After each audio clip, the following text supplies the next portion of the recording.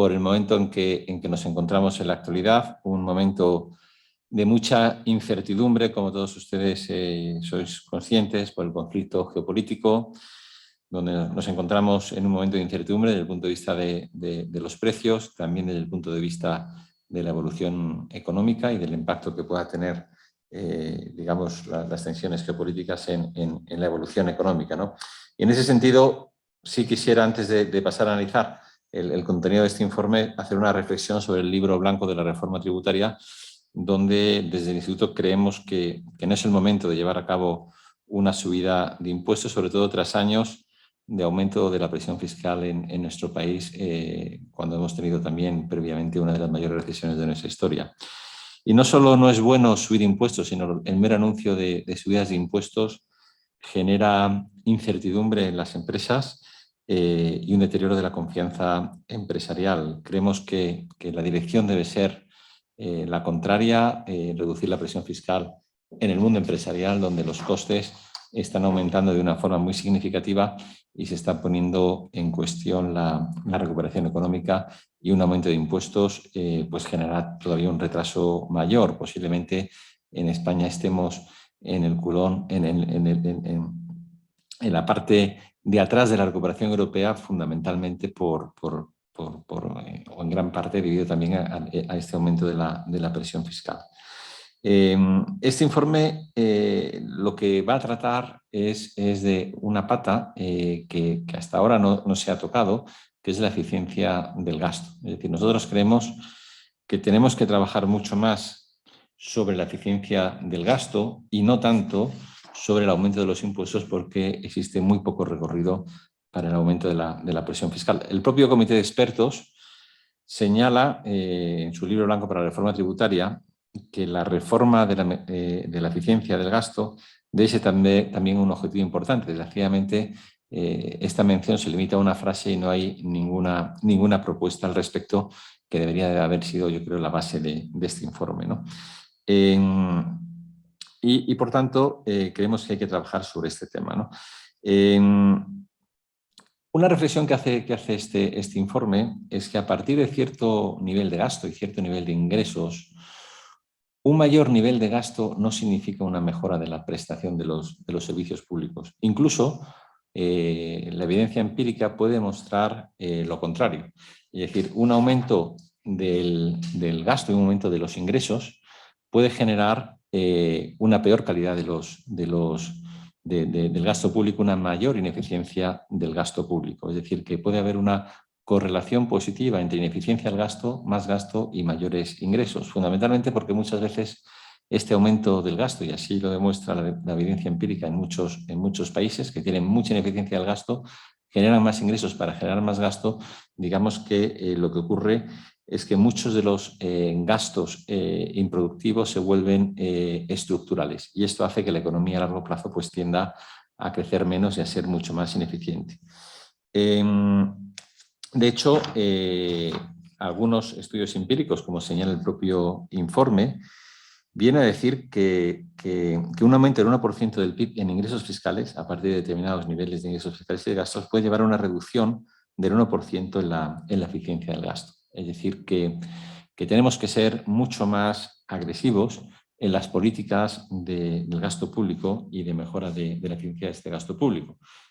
Todos ustedes saben la situación de las finanzas públicas en España, son delicadas, 120% de deuda, déficit público muy elevado este año y una presión fiscal que, cuando se mide adecuadamente, se sitúa por encima de la media europea, sobre todo en lo que es la fiscalidad empresarial. Por tanto, existe muy poco margen de subida de impuestos. Como veremos, tenemos una ineficiencia del gasto muy elevada y, por tanto, una mayor subida de impuestos puede generar una mayor todavía ineficiencia del gasto y entrar en una especie de círculo vicioso.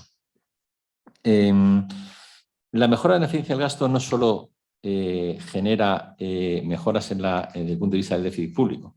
Existen muchísimos efectos indirectos que también hay que tomar en consideración. Por ejemplo, cuando uno deja de gastar gastos superfluos en la administración, son recursos que se libera para que el sector privado lo pueda usar invirtiendo y generando empleo y generando mayor bienestar. Además, digamos, la eficiencia del gasto permite mejorar las condiciones de financiación del Tesoro y, por tanto, genera también una mayor potencial de la economía por una inversión más barata. Genera también disminuciones aumentos en la transparencia, por tanto también disminuciones en la corrupción. Genera también una disminución de la economía sumergida, merced a una percepción de que los impuestos recaudados y la menor, digamos, se hace un mejor uso del dinero público y eso, digamos, alienta a disminuir esta economía sumergida. El propio eficiencia del gasto se encuentra en nuestro ordenamiento jurídico, en nuestra propia Constitución. Es la eficiencia del gasto una cuestión de justicia social. Los ciudadanos realizan un gran esfuerzo para pagar sus contribuciones y se merecen que esos recursos no sean malgastados. Y la eficiencia en el uso de los recursos públicos puede considerarse también un preámbulo para que no se produzca una reducción de la desigualdad. Como veníamos comentando en los últimos meses, España no tiene una posición favorable en lo que se refiere a eficiencia del gasto público en un contexto internacional, como se refleja en el índice que hemos elaborado en sus estudios económicos de eficiencia del gasto público. Nuestro país tiene una puntuación de 74,4 y se sitúa en la posición 29 en la zona baja de la media, claramente por debajo de la media de la Unión Europea, que obtiene una puntuación de 98,6 y también muy alejado del 100 de la OCDE. España, además, ha mostrado un deterioro del índice de eficiencia del gasto de unos 10 puntos, al pasar de un valor de 84,6 en el 19 a 74,4 en el 21, lo que denota una pérdida relativa de eficiencia en comparación con otros países de la OCDE. España, por tanto, tiene un amplio margen para tratar de mejorar la eficiencia de su gasto público. En términos cuantitativos, se estima, o muchos autores han estimado, que España podría reducir su gasto público en un 14% y seguir ofreciendo el mismo nivel de servicios públicos si lograra mejorar su eficiencia hasta alcanzar niveles similares a los de la media de la OCDE. Esto supondría ahorros de un orden de unos 60.000 millones de euros. Con este ahorro de gasto público derivado de igualar nuestro nivel de eficiencia del gasto público solo a los promedios de la OCDE, podría lograrse la necesaria consolidación fiscal sin recurrir a subidas de impuestos e incluso pudiendo llevar a cabo reducciones selectivas de esos impuestos que generen una mayor eficiencia económica. Esta eficiencia del gasto debe basarse en las mejores prácticas internacionales, en la incorporación de una manera adecuada los mecanismos y herramientas que se han probado eficaces en el mundo de la gestión del sector privado, por ejemplo, ¿no? En la introducción de incentivos orientados al desempeño en distintos ámbitos, mecanismos de transparencia y rendición de cuentas, evaluaciones constantes de las políticas públicas para mejorar la toma de decisiones, mejorar la colaboración público-privada, digitalización, etc. En definitiva, de lo que se trata es de llevar una acción común, no acciones aisladas, porque hay muchas sinergias entre una acción y otra, y se tiene que evitar que esas acciones sean diluidas en el ámbito burocrático de la administración. Este informe, como digo, es un informe muy completo, con muchos gráficos, con muchos datos y con muchas medidas. Digamos que estas medidas las podemos resumir en un decálogo que recoge este informe de 10 medidas orientadas, digamos, a esta mejora de la eficiencia del gasto, ¿no? Y las voy a enumerar los enunciados y bueno, en el informe podéis un poquito ver ya con más detalle, ¿no? El desarrollo de estas medidas, ¿no?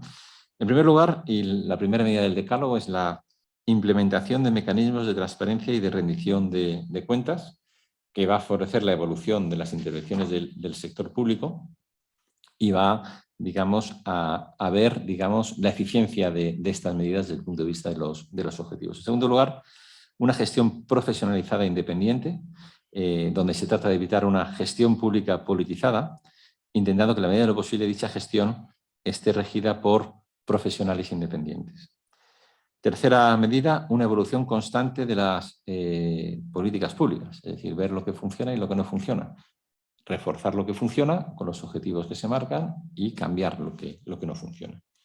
4, fomentar la colaboración público-privada. Creemos que esto es absolutamente fundamental y es una de las medidas clave donde España se encuentra muy por debajo de la media de la OCDE en cuanto a colaboración público-privada en el ámbito de la administración.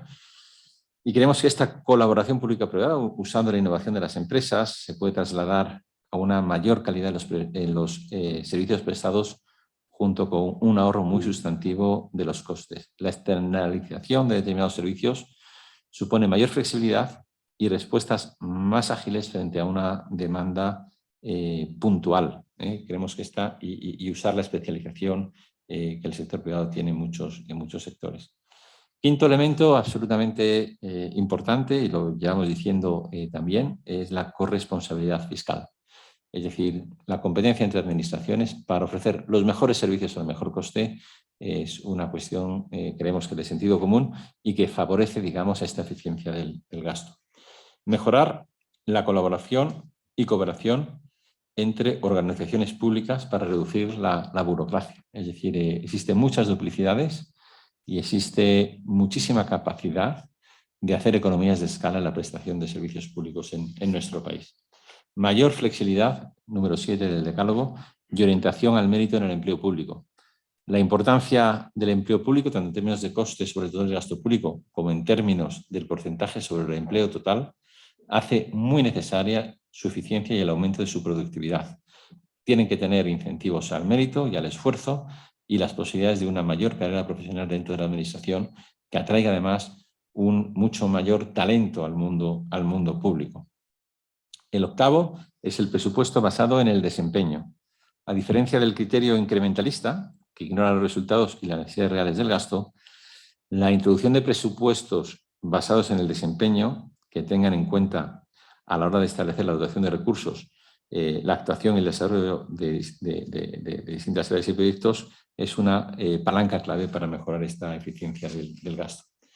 El 9, tratamiento de los usuarios de los servicios públicos como si fueran clientes, es decir, cambiar la relación de las administraciones con ciudadanos y empresas, dejando de considerarlos como un sujeto pasivo o receptor para situarlos como un elemento central. Esto es básico para esta eficiencia del gasto y una mejora de los servicios públicos. Y por último, el número 10, que creemos también que es básico y que es la digitalización de las administraciones públicas, digitalización que tiene que ir orientada a la mejora de los servicios, a la mejora de la productividad y a la mejora de la eficiencia. Es decir, las empresas llevan ya muchos años introduciendo esta digitalización como consecuencia de la competencia, y esa digitalización está al servicio de la mejora de la prestación de servicios a los clientes y de la reducción de sus costes, ¿no? Y esos son los 10 puntos del decálogo. A modo de resumen, yo diría de este informe 3 aspectos. España necesita una consolidación fiscal. No hay margen para subir la de impuestos, hay que tener una disminución selectiva de impuestos. 2, esta consolidación tiene que ser por la vía del gasto.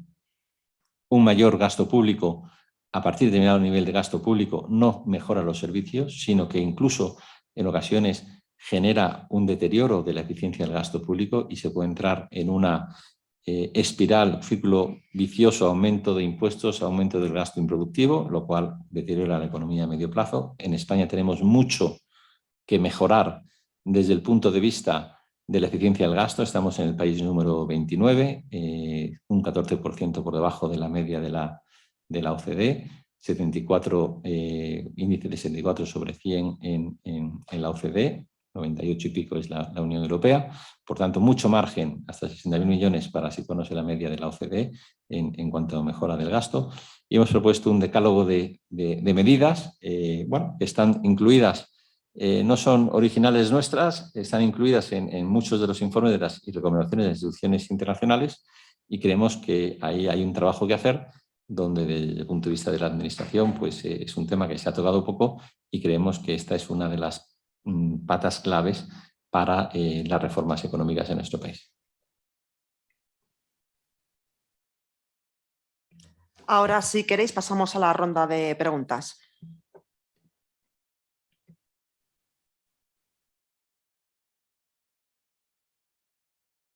Sí, Mercedes Serrayer. Hola, buenos días.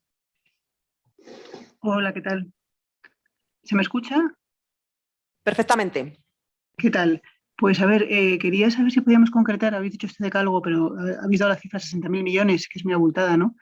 Realmente ahí de qué estaríamos hablando, dónde se podría recortar, y luego la caída Mercedes, te hemos perdido. Mercedes. España en este ranking desde antes de la pandemia, después de la pandemia. Hemos visto que Mercedes. nos hemos quedado bastante más cortos que Mercedes, otros países. ¿Sí? ¿puedes ¿Sí? repetirla, por favor? Es que nos hemos quedado a mitad de preguntas. Se ha Sí. ido el sonido, perdona. ¿Se oye ahora? Sí. Vale. Era sobre la caída de España en el ranking en la pandemia, cuando realmente hemos dedicado mucho menos que otros países, ¿no? En medidas de ayuda por la crisis. Era por saber un poco cómo es esta comparación con otros países y cómo han quedado otros países a lo largo de la pandemia en el ranking. Gracias.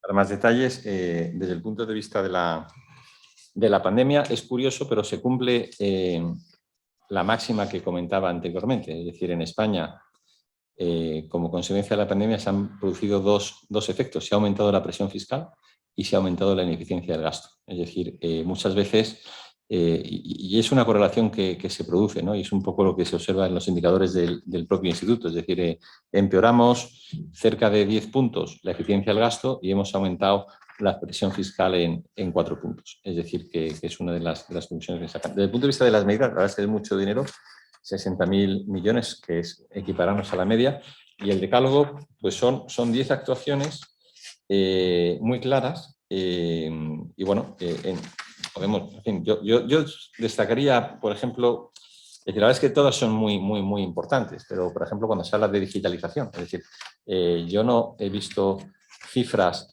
por parte del gobierno, se habla de digitalización como un fin en sí mismo, pero no los objetivos de la digitalización en términos de mejora de los servicios públicos y en temas de reducción de costes, porque una empresa, cuando digitaliza su empresa, hace una inversión para poder mejorar y dar más con menores costes, ¿no? Medidas, por ejemplo, reducción de duplicidades. Es obvio que hay muchísimas duplicidades y se pueden hacer economías de escala desde centrales de compras, etcétera, ¿no? Un tema muy importante es la colaboración público-privada. En España, la externalización. Es decir, es un ámbito clave donde en España se apela poco en comparación con la media europea. Es decir, son 10 medidas. En el informe se da, se explicita y somos más concretos en el desarrollo de las mismas, pero son 10 medidas que, lógicamente, pueden acabar teniendo un impacto muy significativo. Lógicamente esto no se consigue, lo llevamos diciendo, de la noche a la mañana, no son cuestiones que se puedan lograr en meses, pero sí hace falta un compromiso y un trabajo a medio plazo para lograr tener un objetivo, porque en España la realidad es que la eficiencia del gasto es todavía muy por debajo de la media de los países de la OCDE, como vemos en los indicadores. Sí, bueno, en el informe se ven varias evidencias empíricas, están en la parte de la página 40 y en adelante, y lo que se evidencia es que el aumento del gasto público que se ha producido en España en los últimos 3 años no ha producido una correlativa mejora del desempeño del sector público y por lo tanto ha habido un deterioro relativo de eficiencia. Como ha dicho nuestro presidente, existe una correlación, una relación inversa entre esfuerzo fiscal y eficiencia de gasto público. Es decir, cuanto más se somete carga tributaria a ciudadanos, se suele producir a nivel internacional una regresión en la eficiencia pública alcanzada y viceversa. Por eso es tan importante ligar la eficiencia del gasto público con el esfuerzo fiscal y las subidas fiscales. Son variables interdependientes. De hecho, una de las reformas que proponemos es la corresponsabilidad fiscal. No hay mejor manera de visualizarlo. Y luego lo que es el deterioro, pues obviamente las medidas son si consiguiéramos los niveles de eficiencia de nuestro entorno comparado a nivel global. No se ha producido una desagregación por parte de los ítems, pero sí podíamos avanzar que los mayores ahorros se producirían en las partidas que actualmente suponen un mayor nivel de absorción de recursos públicos. Pero no solamente es el consumo público, compra de servicios, empleo público, también el gasto de prestaciones sociales, también se ve que podía mejorarse la eficiencia en su gestión y también se ve cómo en general nuestro sector público tiene una brecha de eficiencia que al final condiciona las finanzas públicas en su conjunto y que condiciona en exceso lo que es la presión fiscal. Por lo tanto, la reforma obligada en este contexto sería la mejor eficiencia, que además, como ha dicho nuestro presidente, está recogida en el artículo 31 de la Constitución española como una obligación de las administraciones.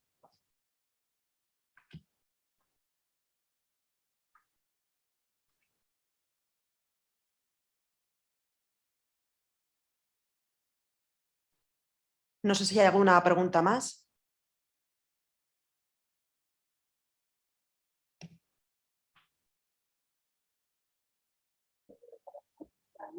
Desde la embajada rusa sería más gracioso.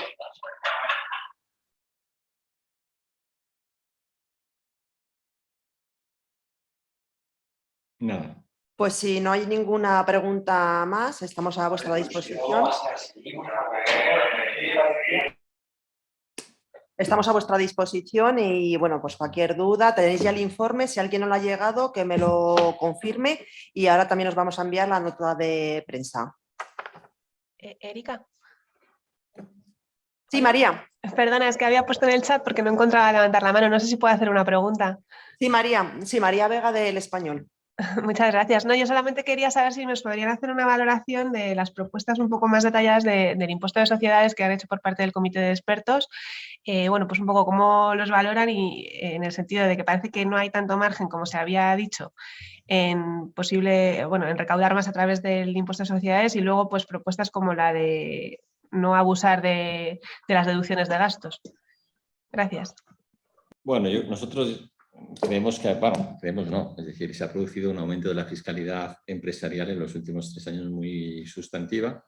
Se ha producido un aumento de la fiscalidad a nivel empresarial muy significativa en los últimos años y además un aumento de la fiscalidad ineficiente. Y, por ejemplo, ejemplo concreto de la fiscalidad, del aumento de la presión fiscal ineficiente, el tipo mínimo del 15% en el pago de impuestos de sociedades. Todas las empresas españolas pagan más del 15%, excepto aquellas que necesitan deducciones por I+D+I. Entonces, no va a tener impacto recaudatorio, pero vamos a hacer un agujero en el I+D+I de España, ¿no?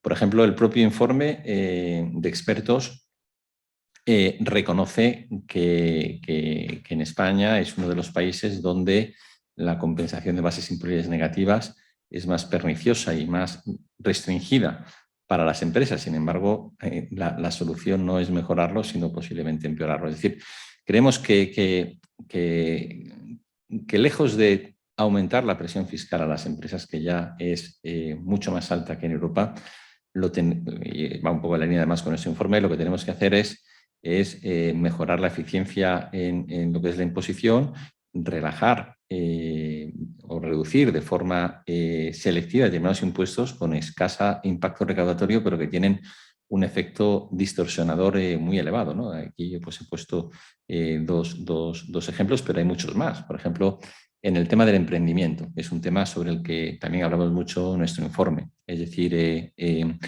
la fiscalidad para el emprendedor es elevadísima. Cuando una persona, digamos, para que una startup salga adelante, hacen falta a lo mejor 10, 15 proyectos. Pierdes 10 y ganas en uno. En ese uno que ganas, la mitad de lo que ganas tienes que pagarlo a Hacienda y no puedes deducirte las pérdidas de los 10 primeros. De esta manera es muy difícil que alguien emprenda. Los incentivos al emprendimiento son muy bajos y es un claro incentivo a una deslocalización de ese tipo de actividades, ¿no? Es decir, que yo creo que, y lo comentamos también en el informe del gasto, la fiscalidad tiene que tener en cuenta la recaudación, pero tiene que tener en cuenta la eficiencia en el medio plazo. Es decir, no tenemos que tener un efecto miope en el corto plazo, porque una recaudación marginal en el corto te puede generar una distorsión muy grande en el medio plazo, generando efectos negativos desde el punto de vista de la recaudación.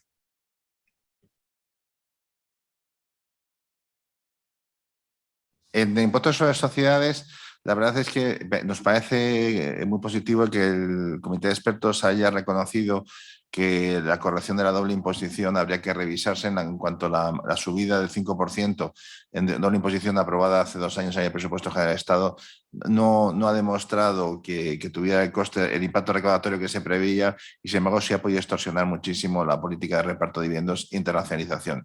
Por contra, en lo que son la compensación de pérdidas, que era otros aspectos que estaba bajo cuestión, pensamos que el informe del comité de expertos identifica y reconoce que la compensación de pérdidas en España es mucho más limitada y más restrictiva que en nuestro entorno comparado, pero sin embargo deduce a partir de esa afirmación un endurecimiento de la compensación de pérdidas, sobre todo para las pymes, lo cual no es muy lógico. Es decir, si tienes una compensación de pérdidas restrictiva, lo suyo sería normalizar la misma con el entorno comparado. En general, el informe se parece que hay un cierto desacople entre lo que es el análisis de las cuestiones, que es bastante riguroso y en ocasiones con el hecho comparado, con una excesiva énfasis en lo que es el impacto recaudatorio, más propio del Ministerio de Hacienda que de un comité de expertos, pero sin embargo, a su vez, un cierto desacople con las conclusiones. Es decir, algunas conclusiones no están soportadas con los razonamientos y desarrollos previos e incorporados en el informe. Y con todo, yo creo que el principal problema del informe es un problema de error diagnóstico. No se reconoce que España, la presión fiscal ajustada, economía sumergida, de renta, de esfuerzo fiscal, ya está por encima de nuestro entorno comparado. Es un problema de no analizar el derecho comparado más actualizado, porque en los últimos 3 años hemos tenido además un retroceso en términos de subida de impuestos que otros países no han tenido porque han apostado por bajada de impuestos, y sobre todo se deja de lado la gran reforma. Precisamente en la página 20 del informe nuestro incorporamos una cita que es muy ilustrativa de lo que ha podido suceder, ¿no? La página 20 de nuestro informe, que tienen ustedes, pues hay una cita de Ignacio Zubiri, que es un catedrático del informe que dimitió del informe de expertos, que decía: no se puede aumentar los impuestos sin previamente haber revisado el gasto público. No puedes decir que vas a subir los impuestos sin decir que se tiene que racionalizar el gasto público. No podemos estar más de acuerdo. Es decir, nosotros pensamos que se ha perdido la ocasión de hacer una revisión a fondo, y más con estos expertos que son del ámbito de la hacienda pública, que lo podían haber hecho, de cómo podemos mejorar la eficiencia del sector público a los efectos de introducir mejor desempeño en la administración, una liberación de recursos y sobre todo una mayor justicia social, porque pensamos que el contribuyente tiene derecho a que esos recursos se utilicen de forma eficiente u óptima, que en la actualidad, a la vista del derecho comparado que hemos visto, parece que no es así. Y pensamos que ese es el gran problema del libro blanco. Es decir, que se ha diagnosticado adecuadamente, se han planteado las soluciones en el lado que no estaban planteadas y por lo tanto difícilmente van a ser aplicables. De hecho, ya el Ministerio de Hacienda se ha desmarcado. Pongo otro ejemplo: imposición patrimonial. Imposición patrimonial, como en el derecho comparado en nuestro entorno más inmediato de la Unión Europea no hay impuesto de patrimonio, pues te dice que la comparación debe hacerse con la OCDE o con la Unión o con el ámbito internacional. Obviamente, la normalidad del mundo es que no hay impuesto de patrimonio. Y España no compite con el mundo, compite primero con nuestro entorno comparado. Nosotros tenemos libertad de circulación de personas y capitales con la Unión Europea. Lo que nos perjudica especialmente es tener un impuesto de patrimonio cuando no existe en la Unión Europea. Que lo existiera en un país en las antípodas del globo podría ser una referencia, pero en cualquier caso no es derecho comparado. El derecho comparado es la mayor parte de las prácticas existentes en nuestro entorno más inmediato y aplicable. Y sin embargo, esa realidad de derecho comparado, que es la que uno explicaría en un informe de tipo de expertos, pues se obvia. La verdad es que el análisis tiene bastante profundidad, bastante exhaustividad, pero sin embargo parece que el análisis se ha centrado más en justificar la subida de impuestos en aquellos puntos en los que se pensaba que era una mejora recaudatoria, que analizar debidamente qué parte del sistema tributario español podría mejorarse a los efectos de poder tener un sistema tributario más compatible con el crecimiento potencial, más competitivo, más eficiente, y que es lo que en el fondo se echa en falta en esta reforma del margen del gasto público. La verdad es que ha sido un poco una oportunidad perdida.